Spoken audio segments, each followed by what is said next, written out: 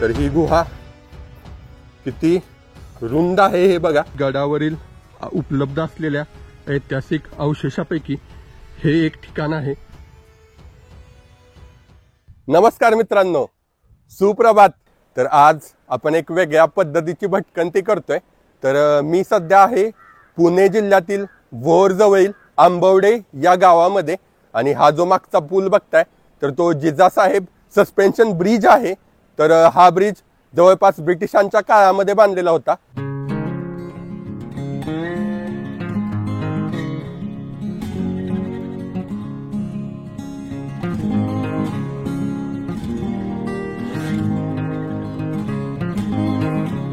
तर मित्रांनो, हा सस्पेन्शन ब्रिज हा पूर्ण असा झुलतोय, म्हणजे पूर्ण हे लोखंडी बार आहेत आणि या ठिकाणी ह्या सस्पेन्शननी हे सगळं ऍडजस्ट केलंय।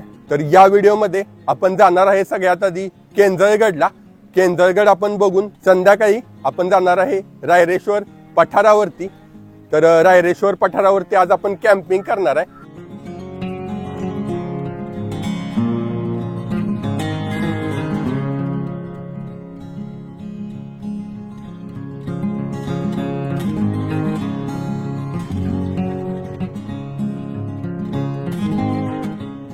तर मित्रांनो, समोर जी नदी दिसते तर ती नीरा नदी आहे आणि इकडं ज्याप्रमाणे नेकलेसचा शेप असतो तसा हा शेप झाल्यामुळे याला नेकलेस पॉइंट म्हणतात।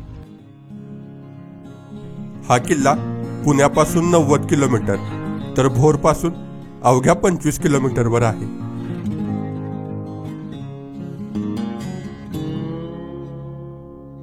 तर आता आपण केंजळगडच्या पायथ्याला आहे आणि इथं या बाबांकडे आपण जेवणाची ऑर्डर दिली। इथून किती वेळ लागतो बाबा तरी वरती जायला? पाऊण तास, अर्धा ते पाऊण तास। ओके। आणि तुम्ही कायम असताना इथं, म्हणजे कोण आलं तर त्यांना जेवण भेटू शकतं? ठीक आहे। तर आता इथून या साईडून असं पुढे जायचंय। ही शाळेची एक खूण आहे आणि आपल्या बरोबर आहे मेघना, जंगली माणूस झाले एकदम वाईल्ड, उन्हापासून संरक्षण।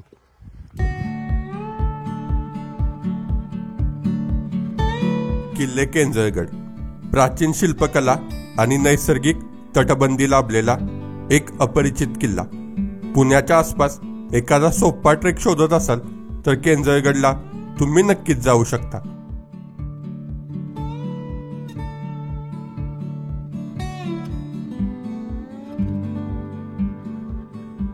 तर या गावामध्ये आपण जेवणाची ऑर्डर दिलेली आहे आणि इथून आपण या साईडून असंच वरती आलो। या जंगलातून अशी पायवाट आहे पूर्ण।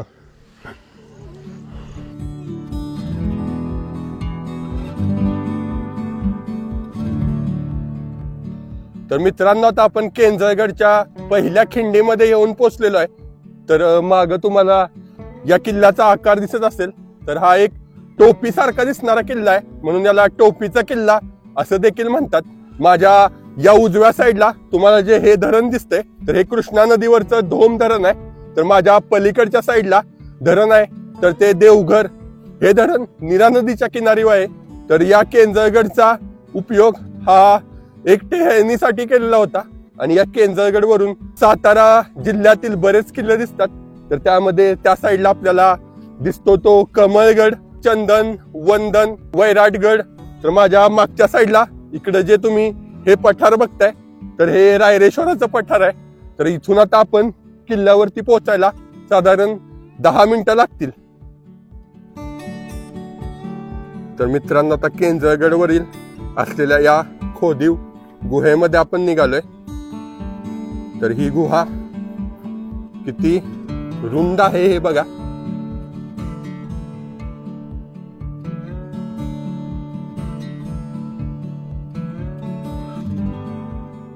जर तुम्ही या इकडे केंजळगडला येत असाल तर तुम्ही एका दिवसामध्ये केंजळगड आणि रायरेश्वर हे दोन्ही ट्रेक आरामात करू शकता, कारण हे किल्ले जसे सोपे आहेत। साधारण याला ट्रेक करायला अर्धा ते पाऊण तास लागतो।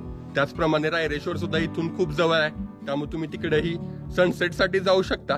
तर आज आपला असा प्लॅन आहे की आपण सनसेटला रायरेश्वरला जायचंय आणि आज संध्याकाळी रायरेश्वर वरतीच आज आपण कॅम्पिंग करणार आहे। तर मित्रांनो, हे किल्ल्याचं पहिलं प्रवेशद्वार आपल्याला लागलेलं आहे आणि या साईडला एकच बाजूची ही भिंत आपल्याला दिसते. इकडं पूर्ण हे सगळं उद्ध्वस्त झालंय, पण आतमध्ये बघितलं पहारेकऱ्यांच्या ह्या देवड्या आपल्याला दिसत आहेत. आणि इथूनच जाता आपल्याला वरती कातात खोदलेल्या पायऱ्या लागतील आणि टॉप इकडं आहे. 55 पायऱ्यांचा हा देखना जिना पूर्ण करून साधारण 45 मिनिटांमध्ये आपण किल्ल्यावरती पोहोचतो.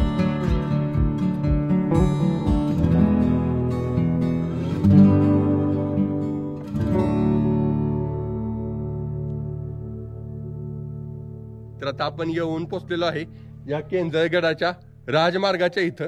तर इथं अशा पायऱ्या तुम्ही बघू शकता. कातळामध्ये खोदीव अशा दगडी पायऱ्यांचा हा राजमार्ग आहे.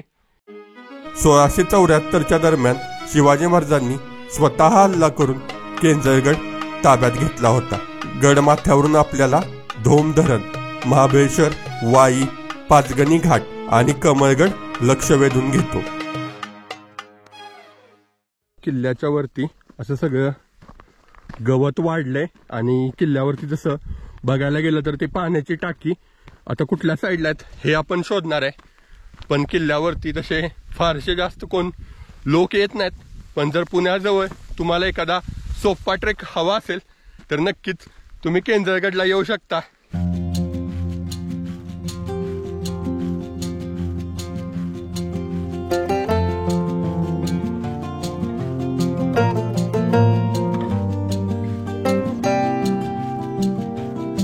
हे जे दिसते पठार तर हा आहे रायरेश्वर, जिथं शिवछत्रपतींनी स्वराज्याची शपथ घेतलेली होती. तर त्या रायरेश्वर पासून हा केंजळगड खूपच जवळ आहे. म्हणजे आता किल्ल्याच्या वरतीच हे एक दारू कोठार आपल्याला दिसतंय आणि या साईडला इकडं आहे हा चुन्याचा घाणा.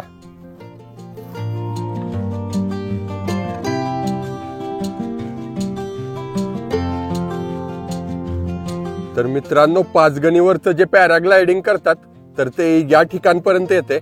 कसला जबरदस्त त्यांना व्ह्यू भेटत असेल या केंजळगडचा. तसा हा किल्ला आकाराने छोटा आहे आणि वरती जो उत्तर बाजूचा बुरुज आहे तर तो आपण बघितला. तिथून पुढं आपण आलं की इथं एक हनुमान मंदिर आहे. त्याचप्रमाणे दारुगोळा कोठार आपल्याला पुढच्या साईडला बघायला मिळतो. तर या साईडला काही विरगळी दिसत आहेत आणि त्या विरगळीच्या वरतीच हे एक मंदिर आहे. तर किल्ल्याचं गडदैवत म्हणून हे मंदिर ओळखलं जातं. या ठिकाणी तुम्ही बघू शकता महादेवाची एक पिंड आहे.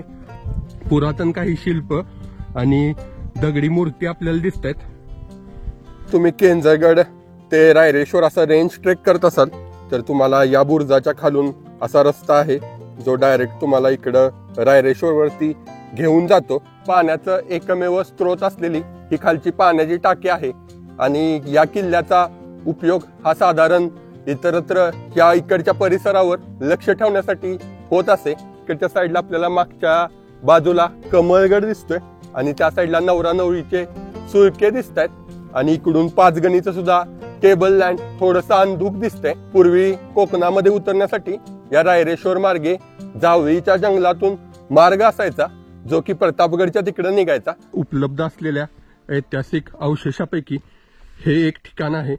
याला तोफगोळा किंवा दारुगोळा साठवण्यासाठी म्हणून या ठिकाणाचा उपयोग होत होता.